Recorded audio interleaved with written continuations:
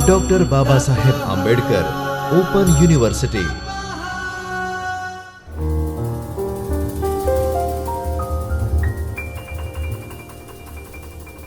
नमस्कार विद्यार्थी मित्रों, doctor Baba Saheb Ambedkar open university के चैतन्य स्टूडियो से मैं डॉक्टर आशीष कुमार सिंह, सहायक प्राध्यापक हिंदी, आप सभी का हार्दिक स्वागत करता हूं।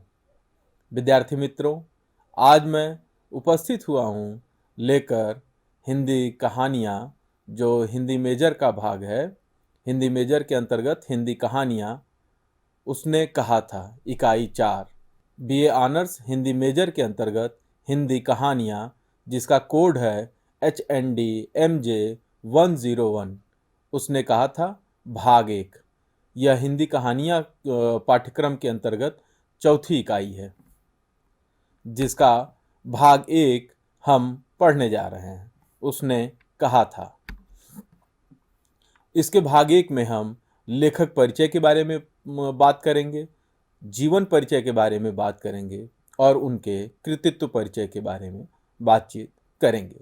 साथ ही हम आज भाग 1 में जो उसने कहा था कहानी का कथा वस्तु है, उस कथा वस्तु पर विस्तृत बातचीत करेंगे। तो आइए मित्रों, विद्यार्थी मित्रों, आगे बढ़ते हैं। और उसने कहा था कहानी के लिखने वाले, जो उसके लेखक हैं, चंद्रधर शर्मा गुलेरी जी के जीवन परिचय से और कृतित्व परिचय से रूबरू होते हैं। विद्यार्थी मित्रों, चंद्रधर शर्मा गुलेरी जी का जन्म सन 1883 ईस्वी में हिमाचल प्रदेश के गुलेर नामक गांव में हुआ था। संभवतः इसीलिए वो अपने नाम में गुलेरी लगाते हैं, चंद्रधर शर्मा गुलेरी। इनके पिता पंडित शिवराम शास्त्री, जो ज्योतिष के आचार्य थे, ज्योतिषाचार्य थे। ज्योतिष में उनकी गति काफ़ी गहरी थी। इनकी माता लक्ष्मी देवी धर्म और कर्म पर विश्वास रखने वाली महिला थीं। उनके घर में संस्कृत, वेद, पुराण, पूजा पाठ, संध्या वंदन, धार्मिक कर्म कांडों की प्रचुरता थी। शायद इसीलिए उनका जो बालमन था, उस पर एक सकारात्मक ऊर्जा का बहुत ज़्यादा प्रभाव पड़ा है, जो यदा कदा हम उनकी कहानियों में देखते भी हैं। प्रयाग विश्वविद्यालय से बीए की उपाधि प्राप्त करने के बाद समालोचक पत्रिका के संपादन का कार्य आपने किया। राजपंडित कुल में जन्म लेने वाले गुलेरी जी का राजघरानों के साथ भी घनिष्ठ संबंध रहा है। खेतड़ी नरेश, जयसिंह जैसे राजा महाराजाओं ने उन्हें बहुत ही प्रोत्साहित किया। काशी नागरी प्रचारणी सभा के सदस्य के रूप में भी आपने अपना महत्वपूर्ण योगदान दिया है। उन्होंने सन 1916 ईस्वी में अजमेर के मेयो कॉलेज में अध्यापक का कार्य प्रारंभ किया। तत्पश्चात सन 1920 ईस्वी में काशी हिंदू विश्वविद्यालय में प्राचार्य के पद को भी आपने सुशोभित किया। सन 1922 ईस्वी में मात्र 39 साल की अल्प आयु में आपका यहाँ इस देह से संबंध नाता टूट गया और आप इस संसार से अलविदा कर गए। कृतित्व परिचय में आप धर्म, ज्योतिष विद्या, पुरातत्व, दर्शन शास्त्र, भाषा विज्ञान, राजनीति, साहित्य शास्त्र के बहुत ज़्यादा लेखन किया है। हम अधिकतर यही सुनते हैं कि आपकी गति केवल कहानी में, निबंध में ही रही है, लेकिन ऐसा नहीं है। आपने धर्म की, ज्योतिष पर भी और पुरातत्व पर भी बहुत कुछ लिखा है। चंद्रधर शर्मा गुलेरी बहुमुखी प्रतिभा संपन्न व्यक्ति थे। धर्म, ज्योतिष विद्या, पुरातत्व शास्त्र, दर्शन शास्त्र, भाषा विज्ञान, इन सब पर आपकी गहरी पकड़ थी। कृतित्व परिचय में आपकी कहानियां सबसे पहले आई थी। सुखमय जीवन, बुद्धू का काटा, उसने कहा था। निबंध में मारिस मोहि कुंठाव, कछुआ धर्म और कविताएं में झुकी कमान और भारत की जय। कहानी कला की दृष्टि से उसने कहा था, कहानी की समीक्षा यह है, इस प्रकार है कि प्रारंभिक कहानी होने के बावजूद उसने कहा था कहानी मील का पत्थर साबित हुई। यह कहानी पूर्व दीप्ति शैली में फ्लैशबैक पद्धति पर लिखी गई सर्वप्रथम कहानी मानी जाती है। हिंदी कहानी जगत में यह मार्मिक और लोकप्रिय कहानी मील का पत्थर तो साबित ही हुई, बल्कि निस्वार्थ प्रेम, बलिदान, त्याग जैसे शाश्वत मूल्यों को भी निभाने की एक भूमिका प्रस्तुत करती है। कथावस्तु, उसने कहा था कहानी की कथावस्तु यह है कि एक 12 साल का बालक और एक 8 साल की बालिका अपनी छुट्टी मनाने अपने मामा के घर गए हुए हैं। मामा के घर जाने के दौरान वे अपने घर के कुछ सामान लेने एक दुकान पर जाते हैं, जिसको हम किराना की दुकान बोलते हैं।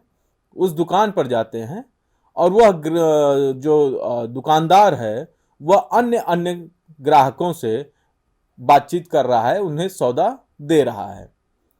इस दौरान कुछ जो समय मिलता है उसमें लड़का उस लड़की से पूछता है कि तेरी कुड़माई हो गई, और वह धत कह के वहां से चली जाती है। यही प्रक्रिया धीरे धीरे महीने भर तक चलती रहती है। महीना बीत जाता है और वह जहां भी मिलते हैं, जब भी टकराते हैं, तो लड़का यही प्रश्न पूछता है कि क्या तेरी कुड़माई हो गई, और लड़की शर्माते हुए धत कहकर वहां से चली जाती है। लेकिन एक दिन जब लड़का पूछता है कि तेरी कुड़माई हो गई, तो लड़की धत की जगह कहती है, हां, देखता नहीं यह मेरा सालू। अब इस बात से उस बालक पर, 12 वर्षीय बालक पर इतना धक्का लगता है कि वह अपना रास्ते में एक लड़के को मोरी में धकेल देता है। एक छाबड़ी वाले की दिन भर की कमाई वह गिरा देता है। छाबड़ी वाला यानी टोकरी वाला, जो टोकरी में रख के सामान बेचते हैं, उनका जो टोकरी में सामान था उसको इससे धक्का लगता है और वो टोकरी गिर जाती है, सारा सामान बिखर जाता है। एक कुत्ते पर पत्थर मारता है और एक गोभी वाले के ठेले में दूध उड़ेल देता है। सामने नहाकर आती हुई किसी वैष्णवी से टकराकर अंधे की उपाधि भी पाता है। तब कहीं जाकर यह अपने घर पहुंचता है। लड़की धत की जगह कहती है, हां, हो गई, देखते नहीं यह रेशम से कढ़ा हुआ सालू। कुड़माई, यहां जो एक शब्द आया है, कुड़माई का अर्थ होता है विद्यार्थी मित्रों सगाई से। सगाई जिसको रोका भी कहते हैं, उसको पंजाबी भाषा में कुड़माई कहा जाता है। अब कथा आगे बढ़ती है। इस घटना के 24 वर्ष बीत चुके हैं। अब वह बालक बड़ा हो चुका है और अब हमें पता चलता है कि उस बालक का नाम है लहना सिंह, जो 77 राइफल्स में जमादार बन गया है। और वह अपने गांव की किसी जमीन को लेकर अपने गांव गया हुआ है। तभी उसको चिट्ठी मिलती है कि अब आप वापस आ जाइए, क्योंकि विश्व युद्ध छिड़ गया है, उसमें आपको भाग लेना है, उसमें आपको वहां जाना है। उसके गांव के रास्ते से जो जा रहा है, उसी रास्ते पर उसके जो ऑफिसर हैं उनका भी घर पड़ता है, जिनका नाम है सूबेदार हजारा सिंह। हजारा सिंह लहना सिंह से कहता है कि घर होके आना, यहां से हम लोग साथ में चलेंगे। जब लहना सिंह सूबेदार हजारा सिंह के घर पे पहुंचता है तो उसे सूबेदारनी मिलने के लिए बुलाती है। सूबेदारनी से वह मिलने जाता है। सूबेदारनी का नाम होरा है। वही लड़की अब बड़ी हो गई है और शादी भी हो गई है और बच्चे भी हैं। फिर वह कहती है कि मैं तुम्हें आते ही पहचान गई थी, तुम वही हो लहना सिंह जो बचपन में मिले थे।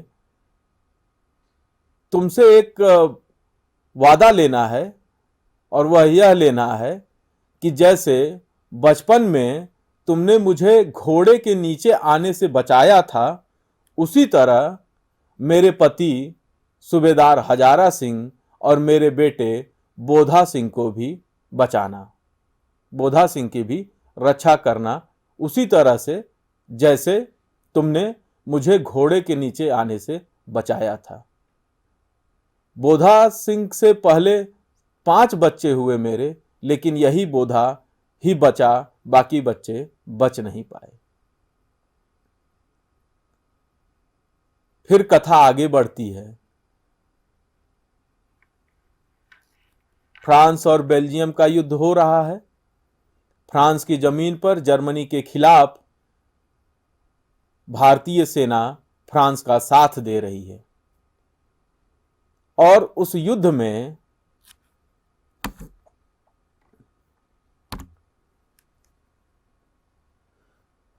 जर्मन ऑफिसर धोखे से आ जाता है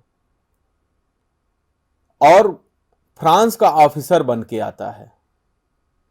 फ्रांस के ऑफिसर बनकर आने पर वह चकमा दे देता है, बाकी कोई समझ नहीं पाता और वह आके सूबेदार हजारा सिंह की फौज से कहता है, टुकड़ी से कहता है कि तुम युद्ध के लिए दूसरी तरफ चले जाओ, वहां पे तुम्हें और सिपाही मिल जाएंगे, मैंने उनको वहां पहले छोड़ आया है।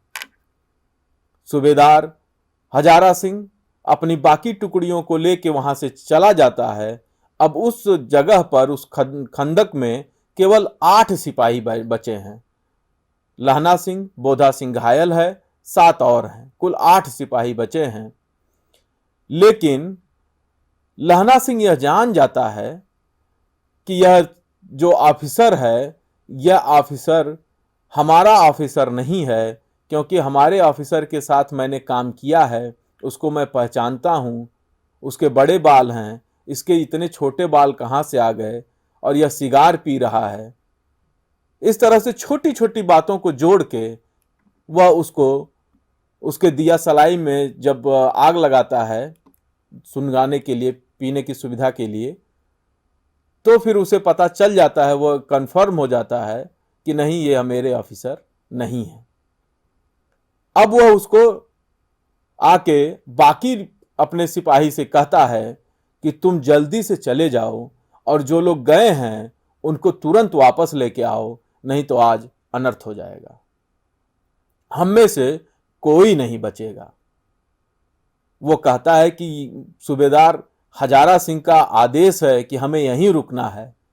लहना सिंह त्वरित बुद्धि का प्रमाण देते हुए उससे कहता है कि अभी यहां मौजूद सबसे बड़ा ऑफिसर मैं हूं, जमादार लहना सिंह। मेरा हुक्म है, मेरा आदेश है कि फौरन तुम चले जाओ और जाके सूचना दो और वहां से उनको लौटा लिया आओ। और यहां फिर जर्मन ऑफिसर के साथ गुत्थम गुत्था हो जाता है, बातचीत में उलझाता है और उसके घायल कर देता है। लेकिन पॉकेट में जो उसकी जर्सी है, उस जर्सी में वह पिस्तौल छिपा के रखा है, यह बात लहना सिंह नहीं समझ पाता है। उसे लगता है कि जो उसके हाथ में पिस्तौल थी वह तो उसने ले लिया, अब जो है उसके पक्ष में मामला है, अब वह कंट्रोल में है। लेकिन ऐसा नहीं होता है और उससे एक गोली उस चलाता है और यह इसके लहना सिंह के जांघ में लगती है। लेकिन लहना सिंह भी तुरंत 2 फायर करता है और जर्मन ऑफिसर का काल क्रिया समाप्त कर देता है। यह पूरी कथा वस्तु है। जब अगले दिन सिपाही आते हैं और वह 70 सैनिकों से लड़ता है 8 सैनिक 70 सैनिकों को घायल कर देते हैं और फिर लास्ट में कथा के अंत में जब सुबह होती है, भोर होती है और जीप आती है, मेडिकल के लिए मेडिकल की गाड़ियां आती हैं, तो उनमें इतनी जगह नहीं होती है कि सारे लोग जा सकें। अतः लहना सिंह सबको भेज देता है और अपने वहां से नहीं जाता है। इस तरह लहना सिंह सूबेदार हजारा सिंह से कहता है कि जाके सूबेदारनी होरा से कह देना कि उसने जो कहा था वह मैंने कर दिया, और उसे चिट्ठी लिखना तो मेरा मत्था टेकना अवश्य लिखना। इस तरह से यह कहानी यहीं समाप्त होती है। विद्यार्थी मित्रों, यह पूरी कथा वस्तु इसकी जो मैंने आप लोगों को सामने प्रस्तुत किया, इसे आप कहानी भी पढ़िएगा और यह वीडियो के माध्यम से भी उसको सुनिएगा, समझिएगा, और पढ़ा हुआ और देखा हुआ फिर आपको वो 100% चीज़ें याद रहेंगी जो परीक्षाओं में आपके लिए उपयोगी होंगी, और जीवन में भी यह त्याग तप अगर करने का अवसर मिलेगा और यह कहानी आप अगर पढ़े हैं और इसे सुने हैं, देखे हैं, तो आपको सही निर्णय लेने का अवसर मिलेगा कि आप सही निर्णय ले सकें। अगले भाग में मैं इसके चरित्र चित्रण पर प्रकाश डालूंगा। तब तक के लिए नमस्कार, धन्यवाद। स्वाध्यायः परः